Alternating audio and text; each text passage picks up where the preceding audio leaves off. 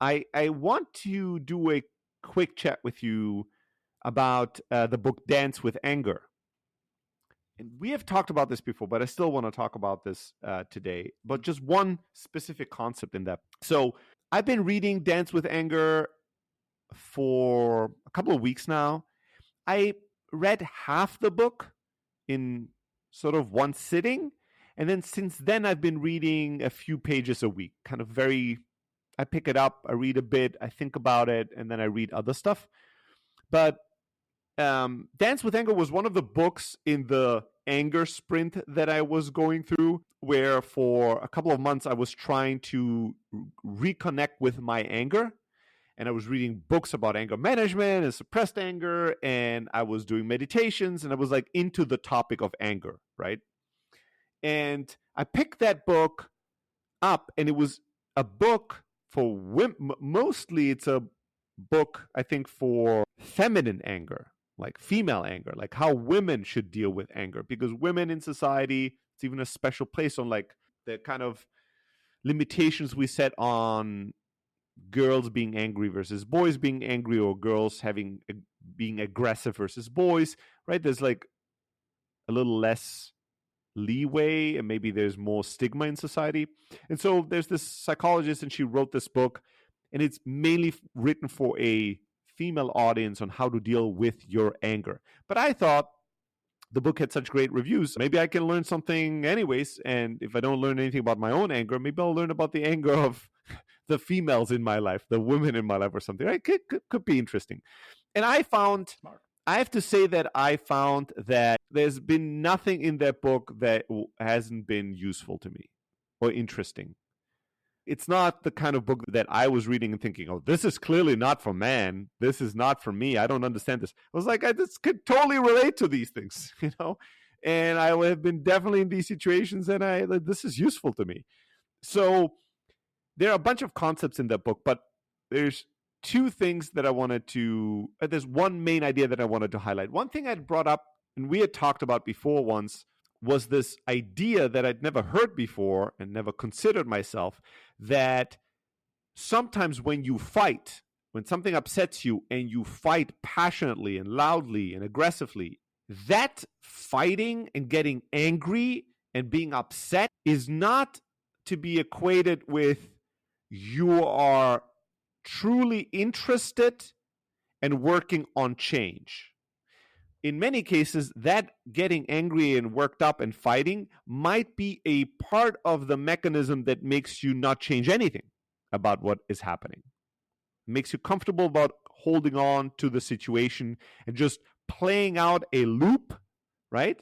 Yeah, but I'm voicing my upset. Yeah, but if you voice your upset, if you scream at somebody that they're upsetting you and you're not changing anything and they're not changing anything, and they're allowed to keep doing this, and nothing really happens until eventually you're upset and you're screaming again. You're not training them to stop. You have taught them that this is the loop of how we're doing this, right? And they will continue doing this thing that upsets you for no matter how many times you screamed, you know? I never had considered this. I never thought about it. I'm not the kind of person that screams, or there's like a passionate fighter in relationships that has like really bad fights. That was never my thing. But I'd never considered that could be a mechanism to prevent change from happening versus something that would stimulate change. But the thing that I really wanted to talk about, the main idea that I find applicable both in intimate relationships, in relationships with your children, and in professional relationships at work, is this concept of, over-functioning and under-functioning. So what she describes in Dance with Anger is this idea that, relationships are very systematic at times. And so it's not just what you do in a vacuum and what I do in a vacuum. It's what you do to me and how I respond back to you, right? It's kind of the dance between action and reaction. And no matter what we're doing in a relationship, in any kind of relationship, we've always established a back and forth where each of us plays a certain role. You step forward and I follow, or you lead and I follow, or I follow and you lead, or you take a couple of steps and then I change. Like there's a pattern to how we behave in the dynamics that we have in certain situations. And so you can't just look at one person and go, he's always doing this upsetting thing. You have to consider, what are you doing that leads him to do this upsetting thing? And then how are you reacting to that upsetting thing? And how is he reacting to your reaction? Like, what is the back and forth, the ebb and flow, and not just the one unique identified action that is the culprit of whatever.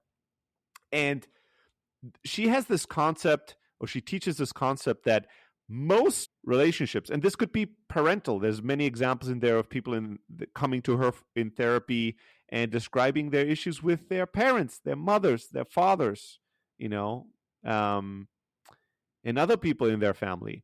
Oftentimes, there is somebody in the relationship that is underfunctioning, doing something at a way lower level than they're supposed to do for their position in that relationship. And the other person is therefore then overfunctioning to balance it out. This can also be the other way around. Somebody's just always overfunctioning, so everybody around them starts underfunctioning in this area. So an example would be, one example in the therapy book was that there was this one woman in therapy, and she had a sister, and her sister, no, it was actually a brother, and her brother was always in need of her help. She had to give him money. She had to let him stay at her place. She had to help him, fill out his taxes. She had to clean after him. Basically, her brother that she loved very much was sort of kind of the problem child of the family and a little bit of a loser. And she was sort of his best friend, but by de facto his mother, that had to babysit him and always take care of him. This was one example where the brother is underfunctioning in terms of being responsible, and therefore his sister has been overfunctioning, not only being responsible for her own life, but also taking on responsibility for his life. And this is something that I find, since I've been observing this idea or applying this idea to many situations, I find it so universal. This is such a universal pattern when I see people or teams, and you can tell who is overfunctioning and underfunctioning, and how that dynamic is amplifying each other. Now, most people that are overfunctioning will only consider the other side, right? So in this case, this woman was thinking clearly, why is my brother getting his shit together? Like, why can't he fucking do his things? Like, clearly she's the good one that's doing so much more than what would be reasonably expected of her. But it's not that easy, right? It's not just his fault. It is his and her fault. She's dancing that dance with him. She's overfunctioning. Nobody's forcing her to overfunction. And so they would go through this. In therapy, she was basically advised, okay, you're going to have to learn, maybe pick one area, to not overfunction, no matter how much your brother is underfunctioning, and let him struggle and find other people or other solutions to this versus relying on you. And this is not just going to be difficult for him. This is going to be difficult for you as well.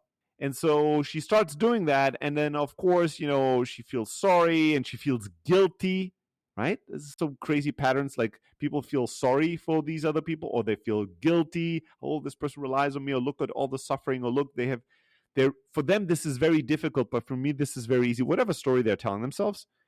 And then once she goes through that, she would tell her, okay, you have to learn to communicate to your brother, hey, I love you very much. You're my brother. I am having a very difficult time right now with my own career. And so this is an area I cannot help you with. Right? When her brother would come to her and be like, I'm struggling with money. Can you give me a little bit of money? She would have to learn to say, I love you. I'd love to help you. But right now I need to start saving money. I need to think about my own financial future. And right now I cannot give you any more money. I need the money that I earn and make for things that I have planned for my future and for myself. And that can be very tough, obviously, to do. On top of it, though, she would learn that when you say these things, or when you change, basically, this is, I think, the nice metaphor. When you change your pattern of behavior in the dance, like if we've been dancing the same tango and I start moving my feet differently, it will create an awkward reaction. At first, always upset my dancing partner, right? Like that person, right, has expects you to move a certain way. We've always moved that way. We have this sort of silent agreement. I'm going to go left, you're going to go right. And then all of a sudden I go left and you go left and you leave. And I'm like, what the hell? And they're going to do whatever they can, consciously or subconsciously, to try to get you back to the dance that you've been dancing, right? So they will get maybe first really upset. Maybe then, she was telling her, expect. Sometimes people do very radical things and they're not even conscious of it. Could be that your brother calls you the other day and he's going to be in prison, right? That would be a time where these things happen. You stopped over-functioning. He will now underfunction so hard to get you back into the dance, right? And it's not even evil. Many times it's just there's a desperation to get you back to the way things were. And so as he's going to get more desperate, it's going to get more harder for you not to step into the dance. It's going to be very triggering for you. You're going to feel like you don't have a choice but to do it, right? But you're going to have to stand your ground. He calls you from prison, and you're going to have to say, brother, I love you. Always wanted to be there for you. Right now, I need to put myself first. I'm sorry you put yourself in this difficult situation, but I know and believe in you. You're an awesome person. You have a great heart. You will find another way out. I cannot take care of you right now. It's like you have to say these things and then stand your ground. Because oftentimes the people, when somebody's, in this example, overfunctioning and the other person's underfunctioning, and then the person that is overfunctioning wants to change things. They will stop doing things. The other person will go into the extreme, and then they will get upset and angry. And or they will withdraw, not answer the phone anymore, right? Hide from them, And she was saying, you have to stay connected. Stay connected. State that you love them. State that you care about them. But also state that you have to take care of yourself and you cannot do these things anymore. And then no matter what they do, no matter what their crazy steps are going to be on the dance floor, you just stay in your rhythm, in your lane, and you stay connected, though, with them. And eventually, they will give up, and then eventually they will get into your rhythm, and they will learn the new steps, and they're going to start dancing the dance that you want to dance with them, right? And I find that it's such a you were responding because it's such an I've done this, and I've had people do this to me. This is such a human experience, right? Yeah. When you're trying to change a relationship. But I find this metaphor and this approach beautiful and very insightful, and I had never encountered it before or thought about it quite that way. I always thought, to be honest, back in the day when I was thinking this way, I was thinking there's one person that's doing too much, the other too little. The too little is the bad person that just needs to change, right? But I was not thinking about the dynamic, the dance we're dancing, you are underfunctioning, I'm overfunctioning. So I have to stop overfunctioning for you. Right? I can't just be like, why can't I overfunction and you start overfunctioning too? Right? I have to just take care of myself and step back and allow you to fail or allow you to deal with these things yourself. And then I have to stay with you no matter what you're going to do to try to get me back into our old dance. I do. I don't believe you that you've never thought about it this way, but there's a clarity in the way I think probably she writes it, or the way you like. I picked it up. Yeah, and the other thing is also, I just, in many little relationships now, because I have this model fresh on my mind, would look at it, or when people would recently describe their problems with their parents, with their friends, with their partners to me, quite often I would sort of see this pattern now and go, oh, this is what's happening. Have you considered this?